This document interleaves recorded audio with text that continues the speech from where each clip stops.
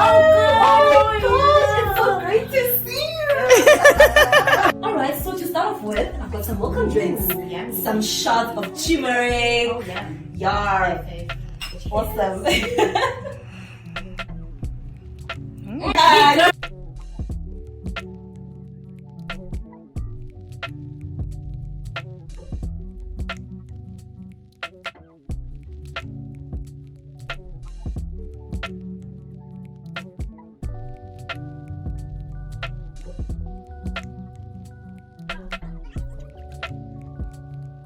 Happy New Year! Well, I'm sure you're wondering who is this lovely person right next to me.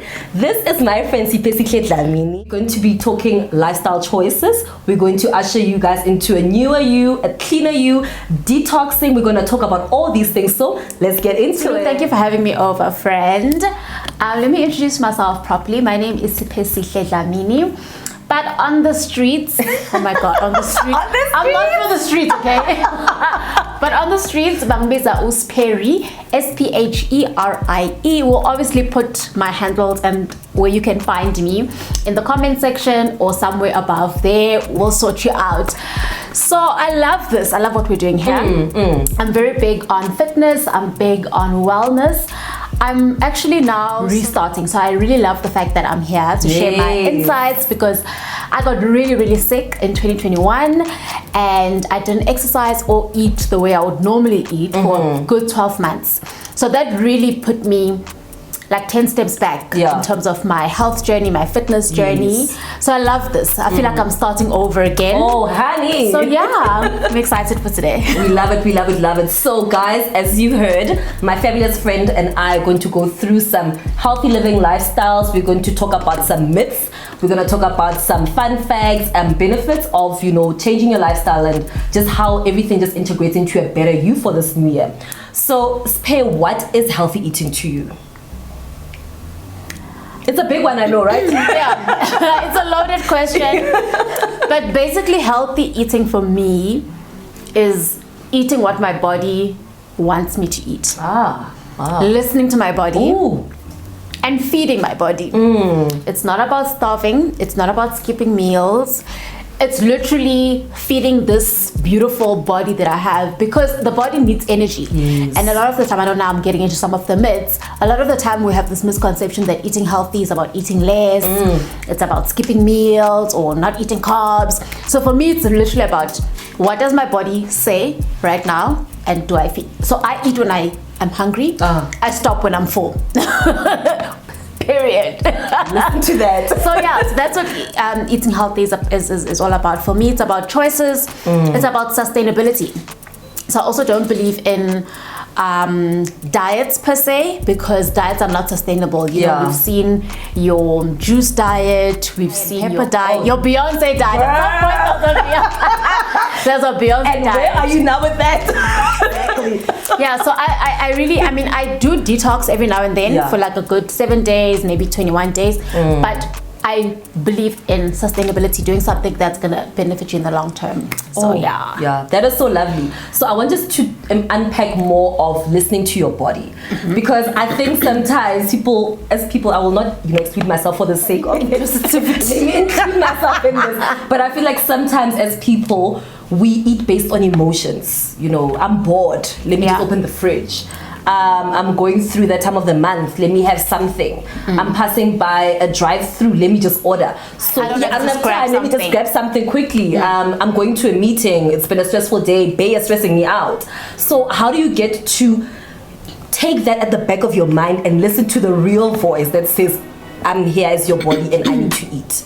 Right. Okay, so firstly, if Bay is stressing me out, I'm laughing. You don't need that suffering.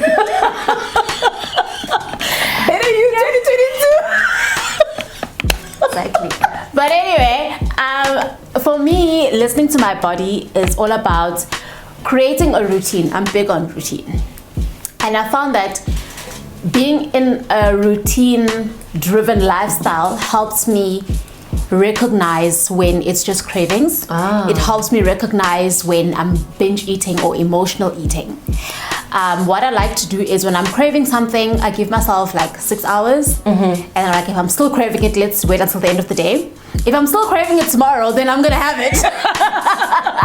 But most of the time, after an hour, 2 hours, you even forget that you were craving that greasy breakfast or that chocolate or whatever the case may be. But I do listen to myself where after a week and I've put off getting ikota, for example, I'll go get it because clearly that's what my body's longing for and I've been thinking about it, you know what I'm saying? Yes. Then I'll definitely indulge. But because of the routine that I've built, it's easy for me to get back into the very next meal. So I always say, eating clean, I take it one meal at a time. So if I've had a bad meal now, the next meal needs to be clean. So it's not about thinking about, I'm going to eat clean for the whole month, because it's a bit overwhelming for people. It's a lot of work. It's a lot of work, right? Yeah. So I listen to my body, find alternatives. So sometimes you're having like a sugar craving, so I'll have a sweet fruit, for example. I'll have pineapple. Yes. I'll have dried cranberries, for example. So I try to feed the craving in a healthier way, if it makes sense. I love that. I think the one aspect that I love is the process of having a routine, you know. Especially, I think that's one of the reasons that we're so close as friends, because I also live by a routine. I mean, hello. So, I mean, if you go about your day, generally as you get to the office or whatever your workspace requirements are, you've got tasks that you need to do. Yeah. So that's how one should approach even healthy lifestyle choices in terms of what you're eating. So being conscious of what you're eating, even writing it down, you know, in your notebook to just say, this is what I've had. Basically trying to monitor but not being too restrictive, so that at least you get used to the principle of this is how much I want to eat, this is what I've been eating, and building up on that routine, and being kind to yourself. Thank you. Being kind. I think a lot of the times we tend to get so fixated on the goal and like taking it one day at a time. If it's a bad day, it's a bad day. If it's a bad meal, it's a bad meal. But because I think the routine literally is the bigger portion of the week than that one bad meal that you've had. Yes, it's like the 80-20 rule. If you do 80% of the right thing, 20%, guys, I mean. Right? Exactly, So you spoke about diets.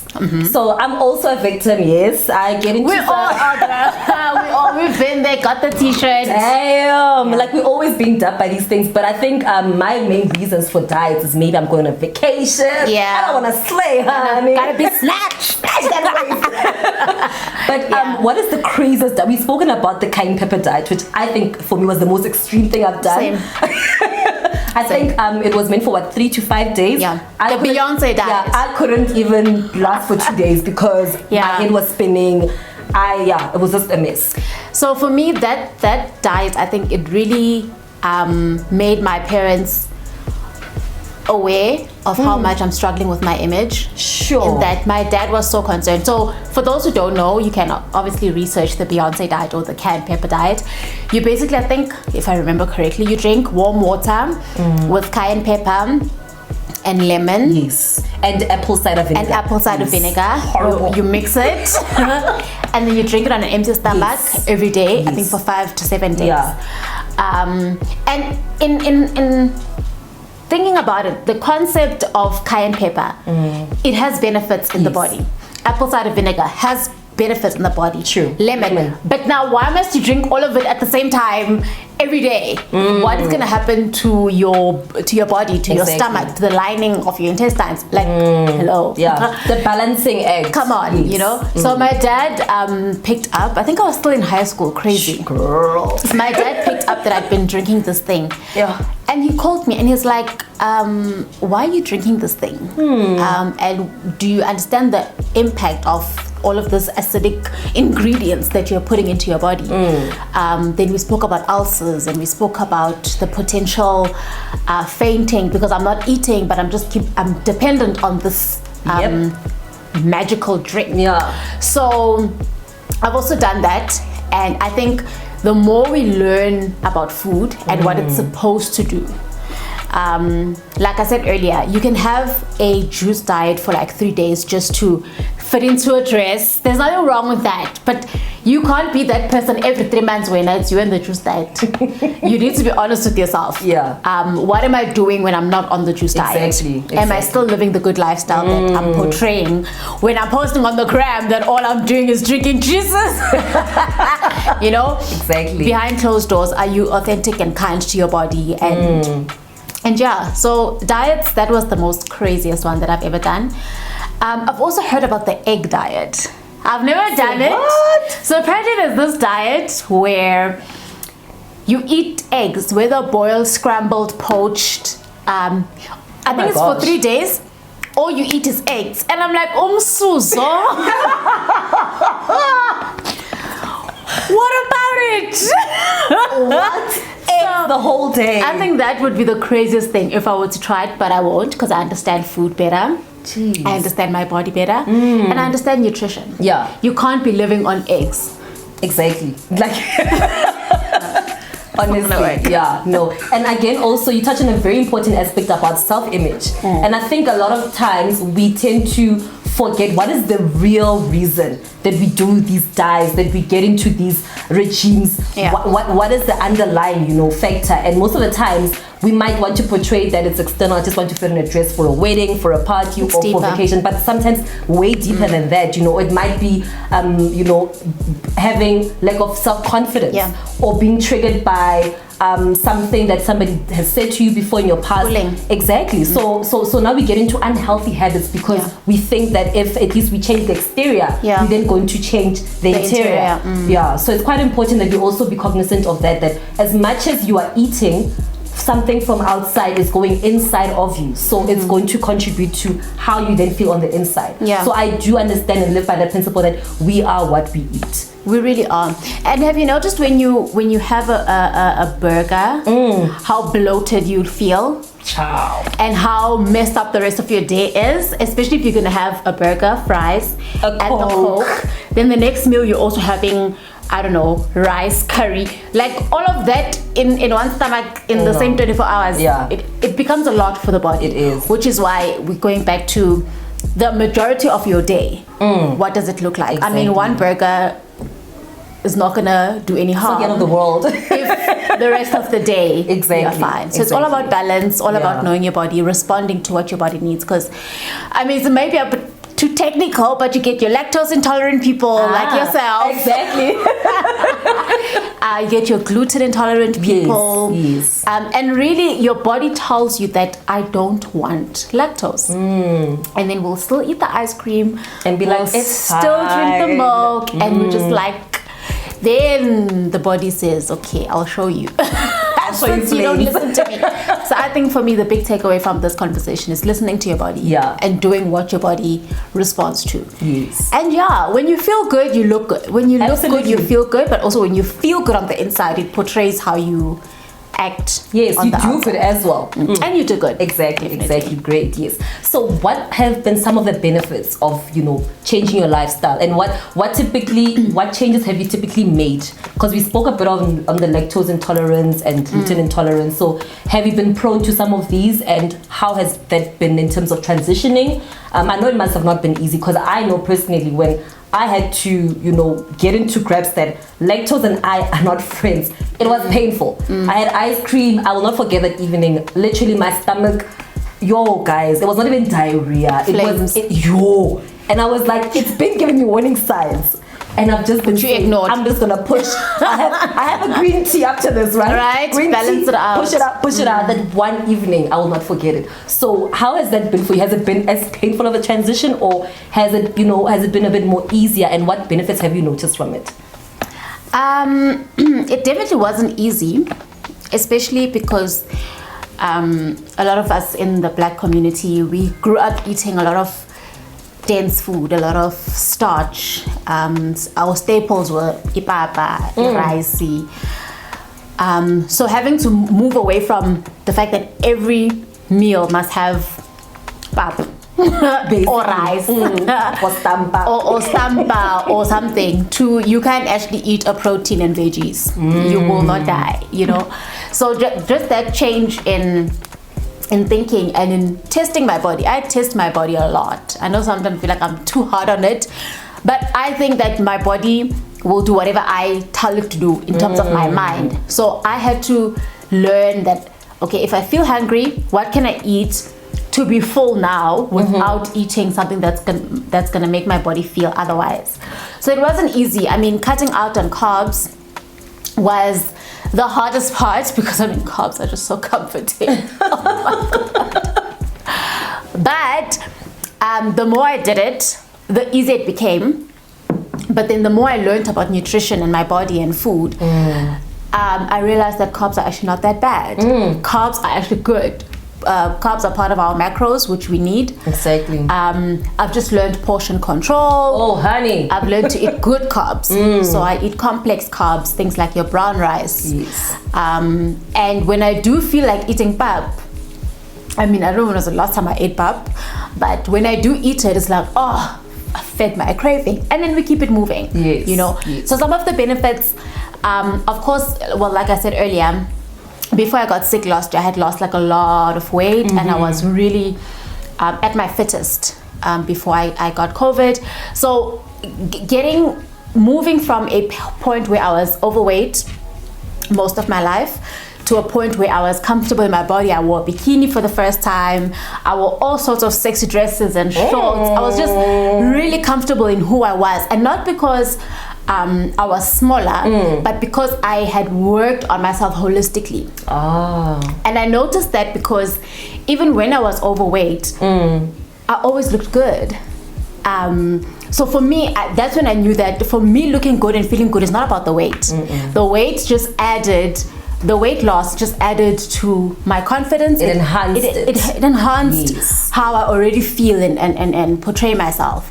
So obviously fitting into the clothes, because I would be really frustrated not being able to find the stylish clothes in my size. So that was definitely suffering. Like, you know, if you've ever shopped at like your Z stores and your H and something stores, you know that their sizes are like really, really conservative. So now I'm able to walk into the Z store and I know their pair of jeans will fit me well. So those are the type of things that it's like a confidence booster. Overall, I sleep better. I'm more productive at work.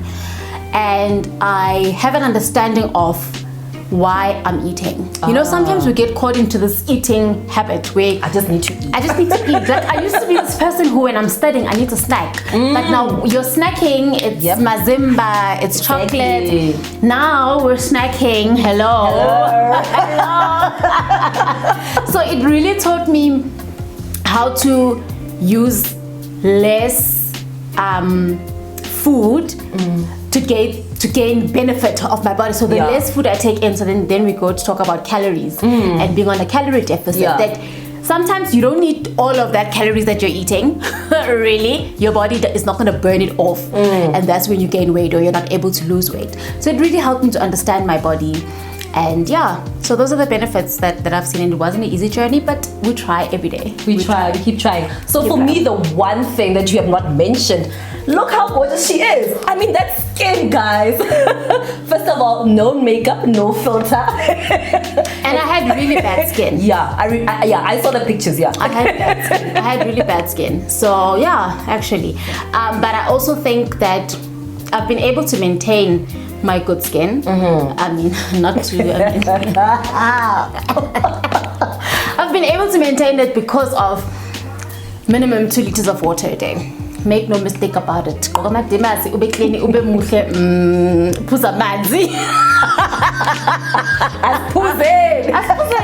like one of okay. Minimum 2 liters of water. Yes.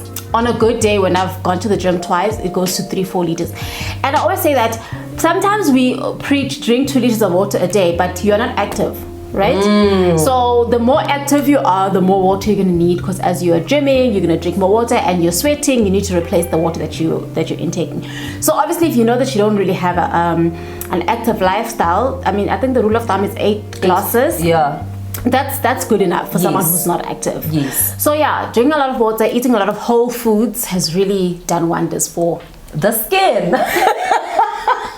And And not only on my face, I think generally I've got really good skin. Yeah, I mean, it's shimmering. like Nyakloa, man. Like, you're right. Yes, girl. Undeniably so. Thank you, friend. Thank you.